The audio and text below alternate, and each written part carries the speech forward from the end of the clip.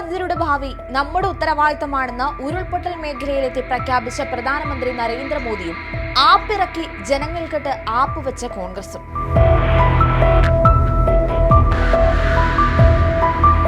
കവലപ്രസംഗങ്ങൾ നടത്തിയതല്ലാണ്ട് അവഗണനയുടെ അങ്ങേയറ്റമാണ് വയനാട്ടിലെ ജനങ്ങൾക്ക് ഇരുകൂട്ടരും നൽകിയത്. ഒപ്പമുണ്ട് എന്ന് തോന്നിപ്പിക്കും. അതാണ് ഇക്കൂട്ടരുടെ പ്രത്യേകത. പിന്നൊന്ന് നനഞ്ഞിടം തന്നെ അങ്ങ് കുഴിക്കും. ഇപ്പോ സഹായിക്കുമെന്ന് തോന്നിപ്പിച്ച മോദി കൂട്ടരും ഇക്കൂട്ടരും തമ്മിൽ യാതൊരു വ്യത്യാസവുമില്ല. സ്വന്തം കീശ വീർപ്പിക്കാനല്ലാതെ കോൺഗ്രസിന് മറ്റൊന്നും അറിയില്ല എന്നത് വീണ്ടും വീണ്ടും വ്യക്തമായിക്കൊണ്ടിരിക്കുകയാണ്. സ്വന്തമായി സഹായിക്കില്ല, സഹായിക്കുന്നവരെ കുറ്റപ്പെടുത്തും.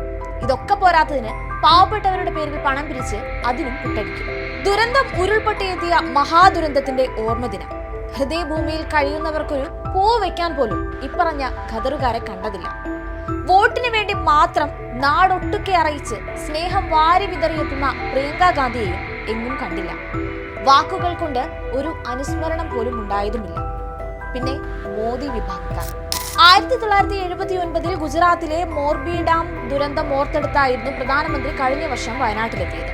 സന്നദ്ധ പ്രവർത്തകനായി താനും ഒരു ദുരന്തത്തെ നേരിടുകയും അടുത്തുനിന്ന് അനുഭവിക്കുകയും ചെയ്തിട്ടുണ്ടെന്ന് പറഞ്ഞായിരുന്നു ദുരന്തബാധിതർക്ക് മുന്നിൽ മോദി ആശ്വാസ വാക്കുകൾ ചൊരിഞ്ഞത്.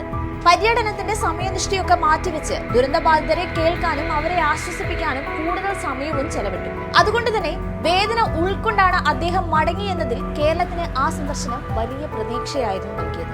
എന്നിട്ടെന്തായി? ഇത്രയും മോശമായി ഒരു രാജ്യം ഭരിക്കുന്ന അധികാരിക്ക് പെരുമാറാൻ കഴിയുമെന്നതിന്റെ ഉത്തമോദാഹരണങ്ങൾ നമ്മൾ കണ്ടു. വാഗ്ദാനം ചെയ്ത ഒരു സഹായവും നൽകാതെ മോദിയും കോൺഗ്രസും ചെറിയ രീതിയിലൊന്നുമല്ല ജനങ്ങളെ പറ്റിച്ചത്. പിരിച്ച കോടിക്കണക്കിന് രൂപ യൂത്ത് കോൺഗ്രസ് മുക്കിയെന്ന് കോൺഗ്രസ് നേതാക്കൾ തന്നെയാണ് വെളിപ്പെടുത്തിയത്. ഇതെല്ലാം മറച്ചുവെക്കാമെന്ന് വ്യാമോഹിച്ച് നടത്തുന്ന കോൺഗ്രസ് സമര നാടകങ്ങൾക്കാണ് മറ്റൊരു ഓസ്കാർ നൽകേണ്ടത്.